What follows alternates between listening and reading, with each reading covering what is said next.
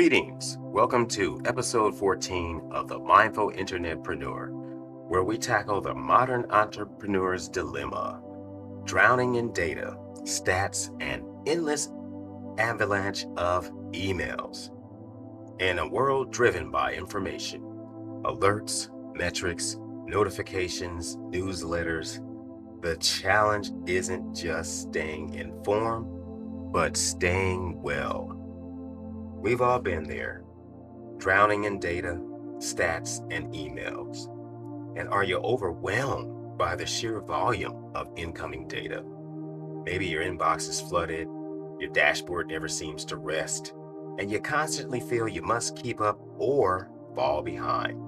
The pressure to monitor everything leads to mental fatigue and anxiety, as well as difficulty focusing and paralysis from too much choice, which ends up decreasing productivity and creativity. Experiencing prolonged information overload can lead to stress, exhaustion, and ultimately burnout, which complicates decision-making and diminishes self-assurance. The mindful solution: practice mindful filtering. Mindful filtering is more than just unsubscribing.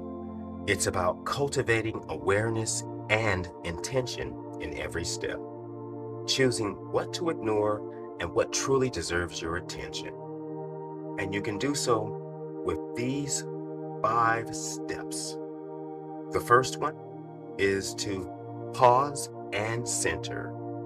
Before delving into emails or statistics, pause for a few deep breaths. Ground yourself by considering your priorities for the day. This brief moment can significantly alter your outlook and soothe your nervous system. 2. Set information priorities. Determine which data genuinely propels your business forward. Compile a concise list of essential information, which would be metrics that align with your primary objectives. Designate all other information as optional and review it only when time or energy permits. 3. Curate digital inputs. You can do this by implementing email filters and rules to direct non-essential correspondence to designated folders, thereby I messed up and I'm not changing it. Maintaining focus within your primary inbox. And secondly, when you're curating digital inputs, you opt to unsubscribe from newsletters, silence those pesky notifications, and cease following sources that generate superfluous noise. I hope I said that right. Rather than providing substantive value. I'm not changing it. So, and the third part of curating digital inputs is designate specific intervals for checking emails and data. As an example, you can do that daily or bi-daily, twice within a day, instead of maintaining a constant connection. And the fourth in this way to practice peaceful,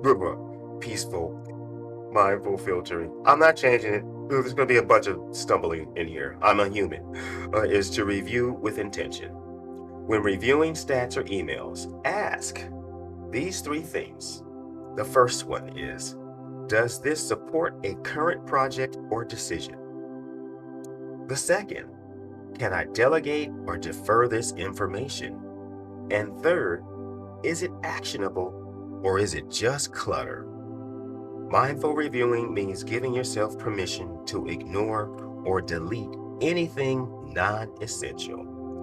And finally, the 5th mindful solution for practicing mindful filtering is digital detox. Incorporate regular periods of disconnection from technology into your daily or weekly schedule. Allocate these intervals for focused presence, restorative purpose, and invigorated contemplation. Safeguarding one's cognitive boundaries is paramount for fostering sustained creativity and concentrated attention. And here are a few mindful rituals for internetpreneurs. Now, A, do a morning data review. Start your day with a brief scan of only the most important metrics or messages. B, email block scheduling. Set blocks of time when you check and respond to emails, then close your inbox. C, weekly unsubscribe ritual. Each week, unsubscribe from at least one source that no longer serves you. D, inbox breathing break.